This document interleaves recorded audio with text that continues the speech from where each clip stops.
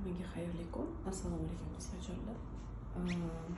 Kimda kim zakaz bergan bo'lsa, kelib olib ketsanglar bo'ladi. Zakazlaringiz kelgan. Xohlasanglar qisqacha ma'lumot berib o'tishim mumkin. Bu makeup remover yaxshilab terini tush ham arzon juda ham toza artib beradi. Undan keyin kollagenli sivoritka kuchli 90%. Так, bubble bankamiz глубокий очищение tozalash uchun. Gyaluronka тоже увлажнение beradi. Serum ham. Aromani bilasizlar o'zlaringiz. Losyon bu.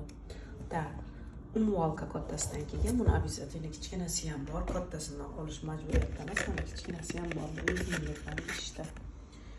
Undan keyin white clay. White clay nimaga kerak? Kojamizda poralar ochilib qoladi, ko'pchilikda o'sha porani yopib beradigan maska. Yuzimizda 20 minut saqlanadi, undan keyin yuvib tashlasak bo'ladi. Так, gamash, aragovish sloy, ya'ni o'lik terini to'kish uchun. Ekzosoma bizga nima kerak? Kuperozning kojalarni, chувствительный kojalarni tinchlantirib berishga. A vitamini ko'p tahorat olamiz, yuzimizni yuvamiz.